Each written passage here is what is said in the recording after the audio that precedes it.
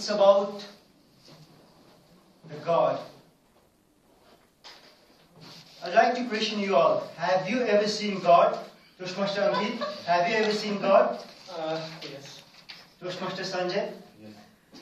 And Toastmaster Sandana? Alright, she's busy. So, what did the God look like?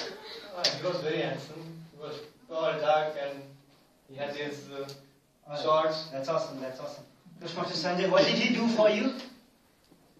Well, you brought me some laddus. That's great as well. See, I can see different people, and by looking at your faces, I can sense that you might have been from different social as well as religious backgrounds. And with those differences in social backgrounds, you might have differences in beliefs as well. And that's what happens when we have differences in religions, we have differences in our beliefs, and we believe the God is different and the God does different things for us. Talking about my experience and my beliefs on God, I have got to see God, I've got to live with God, and I'm more than lucky to have been born as a grandson to God. Yes. Today, I'm breaking the promise that I kept to my grandmother. I'm revealing the secret. Actually, it's a super secret that I'm revealing today at Toastmasters. I'm revealing that I'm born as a grandson to God. My great-grandfather, he was a God. It was in 1980s, the early 1980s, when I was at the age of 3, that I lived with my grandfather. And as I used to live in Baitari, the hilly district of Far West Nepal, almost around 90% of the population in Baitari used to depend upon agriculture during the early 1980s when I was a small child. And once there was a drought. The rainfall didn't come for around a year or so. And the farmers, all of them were worried like anything. The small children, they started dying out of malnutrition. So it was time for my grandfather to be responsible and so that he's there to look after the village.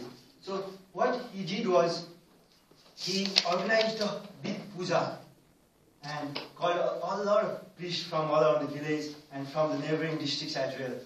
They all sat together, they gathered, and they conducted the puja for altogether around 3 days. But then God of rains, Indra, didn't listen to him. And he said, there won't be any rain this year.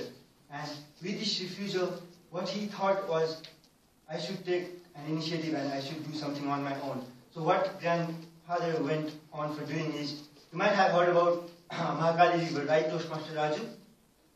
Yeah, it flows along the border of Nepal, making the border of India and Nepal along the far western region.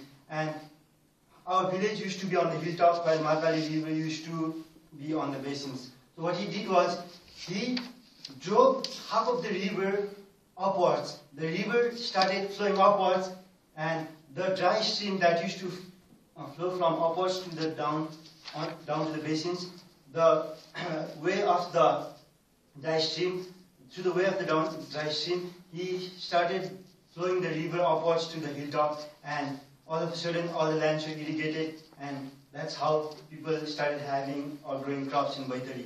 And once again, the similar problem occurred at around the late 1990s. It was around 2000. I was about to get admitted to the college.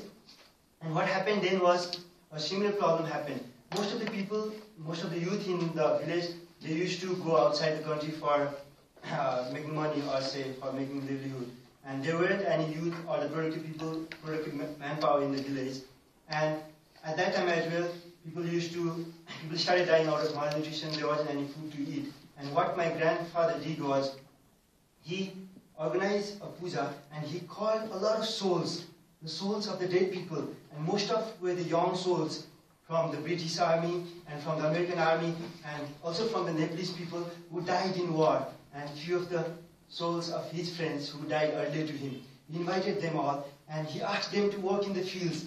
And it was amazing that those people, those souls, they worked in the field so hard that they worked as equally as that the whole villagers could do in a month over a night. And over a night, all the fields were full of green crops, and within a week or so the crops were harvested. And this is what miracle my grandfather did, and that's why he is worshipped as Kedarnath, the reincarnation of Pashupatinath.